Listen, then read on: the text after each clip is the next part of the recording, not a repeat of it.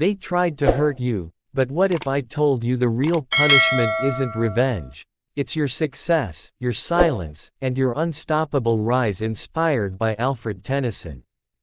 Pain has a strange way of teaching lessons that comfort never could. When someone hurts you, betrays you, insults you, or tries to break your spirit, your first instinct may be to strike back. Anger whispers that revenge will heal you. Pride insists that silence is weakness.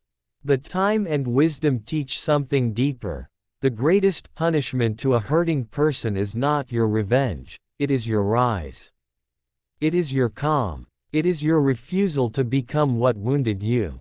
As Alfred Tennyson once expressed through his timeless poetry, strength is not found in noise but in endurance.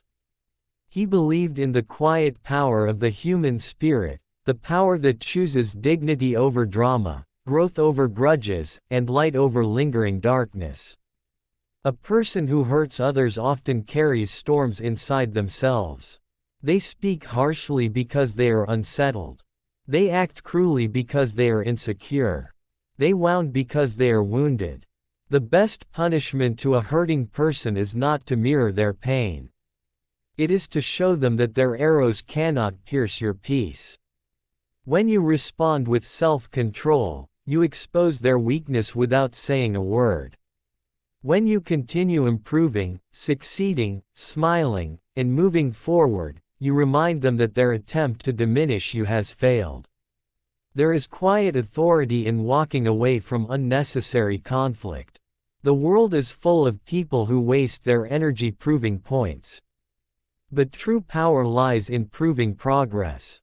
The person who tried to embarrass you expects anger. The one who spread rumors expects retaliation. The one who underestimated you expects you to fall.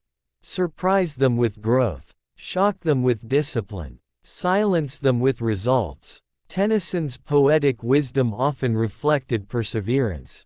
He understood that suffering refines character.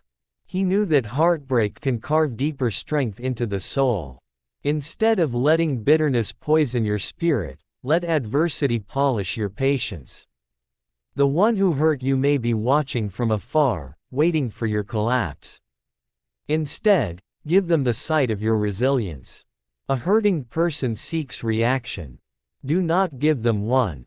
Your silence is heavier than your shouting. Your focus is louder than your frustration. Your improvement is sharper than your insults. Nothing unsettles a person more than realizing they no longer control your emotions. The best punishment is emotional independence. When you no longer seek their validation, they lose their influence. When you stop explaining yourself, they lose their audience. When you stop arguing, they lose their stage. Freedom from emotional dependency is the ultimate victory. Many people confuse kindness with weakness. But kindness combined with boundaries is strength. You can forgive without reconnecting. You can release without reconciling. You can wish them well from a distance while protecting your peace. That quiet distance becomes a mirror in which they must face themselves. Tennyson's era was filled with political tension and personal sorrow, yet his words endured because they spoke of inner fortitude. He taught through verse that time tests all men. Eventually, character reveals itself. The hurting person may appear powerful in the moment, but time exposes insecurity. The strongest response to cruelty is excellence. Improve your craft. Sharpen your skills. Strengthen your mind. Elevate your habits. While they gossip, you grow. While they complain, you construct. While they criticize, you create. Success becomes your answer. It is easy to react. It is rare to rise. Reaction is instinct. Rising is discipline. Discipline requires self-control, and self-control is the foundation of lasting power. The hurting person thrives on chaos. Deny them chaos. Offer composure. When someone attempts to belittle you, they reveal more about themselves than about you. Secure people uplift. Insecure people undermine. Whole people heal. Broken people harm. Recognizing this frees you from personalizing their behavior. Sometimes the best punishment is visible happiness. A genuine smile unsettles those who expected your tears. Peace frustrates those who hoped for your rage. Your calm existence contradicts their narrative. Let your silence be strategic, not submissive. Let your kindness be firm, not foolish. Let your growth be consistent, not rushed. Slow, steady improvement irritates those who wanted instant failure for you. The person who hurts others often expects fear. Show courage. They expect emotional collapse. Show emotional control. They expect drama. Show discipline. One of the greatest lessons to learn early in life is this: never give someone the power to dictate your emotional state. Emotional mastery is freedom, and freedom is the greatest form of revenge. When you choose not to respond with cruelty, you break the cycle. Pain passed forward multiplies. Pain transformed into wisdom multiplies strength. You become the end of the chain. Some people only learn through loss. When they lose access to you, your energy, your attention, your presence, that absence becomes their teacher. Presence is a privilege. Withdraw it respectfully when necessary. Self-respect is louder than retaliation. The hurting person may shout, but your boundaries speak clearly. Boundaries are not walls of hatred, they are gates of discernment. Not everyone deserves access. Time has a way of balancing accounts. You do not need to enforce justice. Focus on building a life so full of purpose that you do not have time to revisit old pain. Purpose dissolves bitterness. The most powerful transformation happens when you turn hurt into hunger, hunger to improve, to learn, to elevate. Channel the sting into strategy. Channel the insult into intensity. Channel the betrayal into better decisions. Do not let someone's temporary behavior define your permanent character. Maintain integrity even when others abandon theirs. Integrity may not win arguments, but it wins respect. Sometimes the best punishment is indifference. Not hatred. Not hostility. Indifference. When someone realizes they no longer occupy space in your thoughts, they feel the weight of their own irrelevance. People often regret what they lost only after it is gone. But regret is their burden, not yours. Your responsibility is growth, not revenge. Learn this early. Responding emotionally to every provocation is surrender.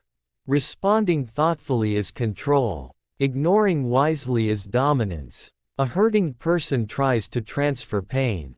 Refuse delivery. Return to sender with silence.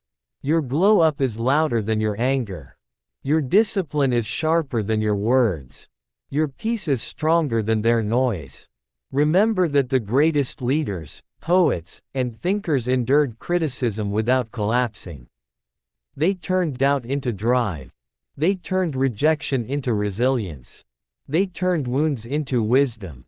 When you improve yourself, you unintentionally challenge those who underestimated you. Your success becomes a quiet confrontation. Your consistency becomes a reminder of their misjudgment. The best punishment to a hurting person is showing them that they could not stop you. That they did not break you. That their attempt to control your narrative failed. Rise above pettiness. Elevate your mindset. Expand your focus. Invest in your health, your education, your relationships, your faith, your craft. Growth is the most elegant form of revenge. A person who hurts others often carries unresolved battles within. You do not need to fight their internal war. Let them wrestle with their own conscience. Your composure is your crown. Wear it even when tested. Especially when tested. The earlier you learn that peace is more valuable than pride, the faster you mature. Pride seeks to win arguments. Peace seeks to win life. If someone tries to humiliate you, improve so much that they must introduce you with respect. If someone mocks your ambition, succeed so thoroughly that your results answer for you. Do not waste years rehearsing old pain. Invest that time building new strength. The future rewards focus, not fixation. Pain can either shrink you or shape you. Choose shaping. The person who hurt you may expect collapse. Give them transformation instead. In the end, the best punishment is not inflicted, it is demonstrated. Demonstrated through growth.